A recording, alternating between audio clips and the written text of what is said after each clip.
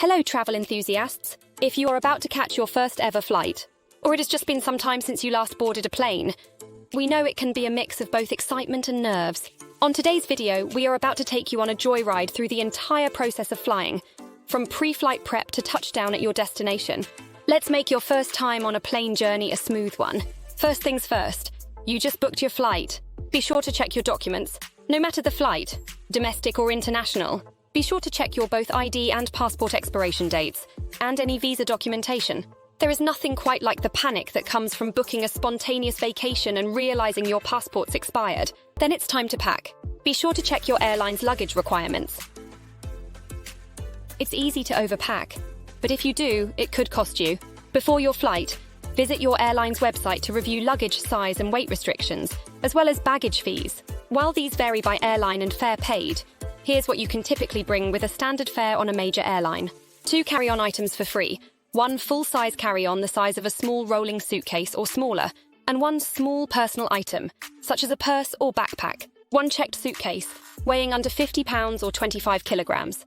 Checking additional bags could cost extra. If you travel low cost, you are allowed to just 1 carry-on bag for free.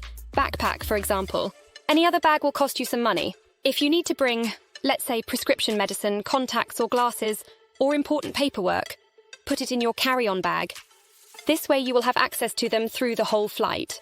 Then of course you should be mindful of the liquid restrictions. If you're not checking a bag, remember that carry-on liquids, gels and aerosols have to be 3.4 fluid ounces, 100 milliliters or less, and fit in a clear zip bag.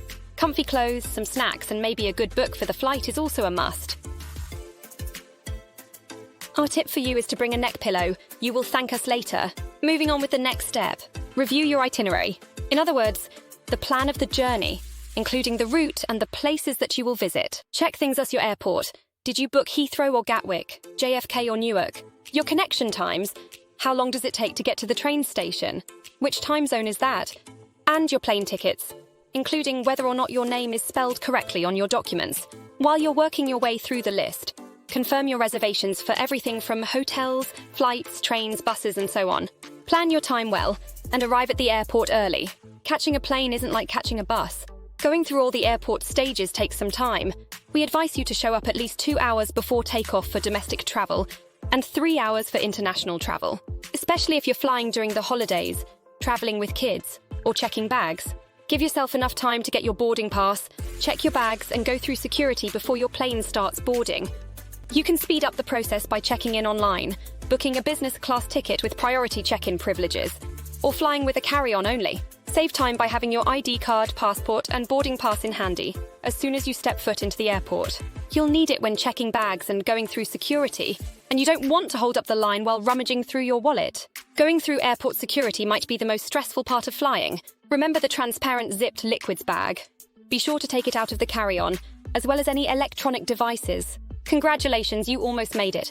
You passed the most scary and intense moment from the whole airport experience. Now be sure to check once again the information of your flight, status and gate number. There are gate changes sometimes, so be sure to constantly check on that. And speaking of boarding, when your group is called, it's showtime. Flash your boarding pass, find your seat and get comfy. Soon enough, you'll feel the thrill of takeoff. And trust me, it's a feeling like no other. There are just a few more things we want to share and remind you. Don't forget to check and figure out your phone plan. If you're flying out of the country, contact your service provider in advance to buy data roaming and an international calling plan. Download travel apps before your trip and use them when you're on the hotel's Wi-Fi, or purchase a local SIM card so you text, call and use data while abroad. Moisturize like a maniac. Even on next-generation jets, cabin humidity levels rarely top 20%. Drink water, avoid caffeine and alcohol. You can enjoy that once you arrive. And use moisturizers.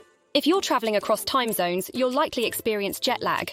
To quickly recover, get a head start on resetting your body's internal clock by adapting to your new time zone during the flight, or even a few days before you depart.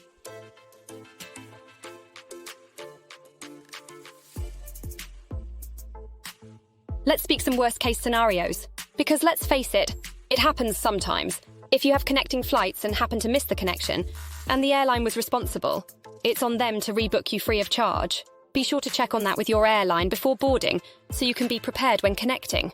And finally, what if you arrived at your destination, but not your luggage? As soon as you realize your luggage is missing, Head to the airline's baggage claim office or customer service desk. Inform them of the situation and provide details about your missing bag, including its description and any distinguishing features.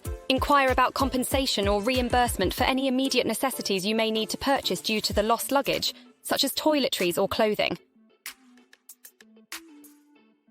There you have it, folks. The things you should know when first-time flying. We hope you found it helpful. We are working on more informative videos like this one, so be sure to subscribe to our channel. Have a nice flight, and simply enjoy the ride. Thanks for watching, and until next time.